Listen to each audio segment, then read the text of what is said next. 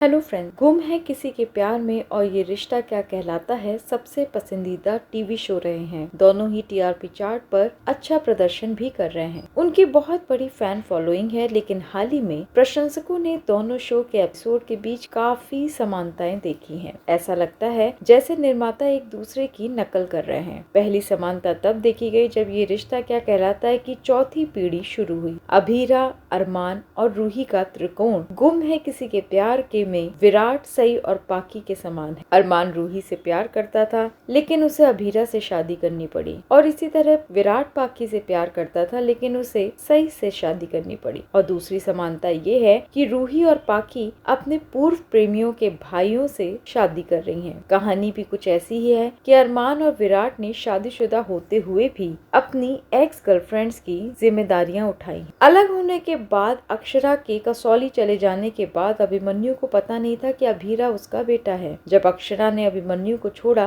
तब वो प्रेग्नेंट थी। इसी तरह सई भी प्रेग्नेंट थी जब विराट और वो अलग हो गए। विराट को नहीं पता था कि उनकी एक बेटी भी है। अक्षरा और सई दोनों के गर्भाधारण की संभावना कम। अक्षरा और सई दोनों ने गलतफहमी के कारण अपने अपने पति को छोड़ दिया और पूरी प्रेगनेंसी के दौरान दोनों को काफी संघर्ष करना पड़ा। अभीरा ने अरमान से शादी की क्योंकि ये उसकी माँ अक्षरा की आखिरी इच्छा थी। अक्षरा चाहती थी कि अरमान अभीरा की जिम्मेदारी ले क्योंकि उसका कोई नहीं है। गुम है किसी के प्यार में भी यही हुआ था। सावी को ईशान से शादी इसलिए करनी पड़ी क्योंकि उसकी बहन हरिणी मौत के बिस्तर पर थी। हरिणी ने ईशान से ये वादा करने के लिए भी कहा कि वो सावी की देखभाल करेगा। अभीरा और अरमान ने फैसला किया कि वो केवल तब तक साथ रहेंगे जब तक अभीरा वकील नहीं बन जाता, और फिर वो शादी तोड़ देंगे। हरिणी के अस्पताल से वापस आने के बाद ईशान और सावी ने भी अलग होने का फैसला किया। अक्षरा वकील बनना चाहती है, लेकिन पोद्दार परिवार महिलाओं को काम करने की इजाजत नहीं देता। भोसले परिवार में भी महिलाएं काम नहीं कर सकती, लेकिन सावी आईएएस अधिकारी बनना चाहती है। अरमान और ईशान अपनी पत्नियों को सपोर्ट करते नजर आ रहे हैं। अरमान के माता पिता विद्या और माधव एक दूसरे के करीब नहीं हैं, और दादीसा के कारण उनके बीच मतभेद हैं। ईशा और शांतनु भी अक्का साहब की वजह से एक दूसरे से दूर रहते थे। हाल ही में गुम है किसी के प्यार में हमने मुकुल मामा को प्रवेश करते देखा, जो महिलाओं को परेशान कर रहे हैं। सभी लोग उसे बहुत अच्छा इंसान कहते हैं, लेकिन वो केवल सावी के साथ शारीरिक संबंध बनाना चाहता था। ध्रुवा भी उससे डरती है क्योंकि पहले भी उसका उत्पीड़न किया था। ये हमें ये रिश्ता क्या कहलाता है कि पुरु मामा वाला ट्रैक याद दिलाता है। जब वो छोटी थी तो पुरु मामा ने नायरा को गलत तरीके से छुआ और मानसी का उत्पीड़न भी किया। चलिए दोस्तों, इसी के साथ मैं अलविदा कहती हूँ। बहुत जल्द हाजिर होंगी नई खबर के साथ। तब तक के लिए बाय।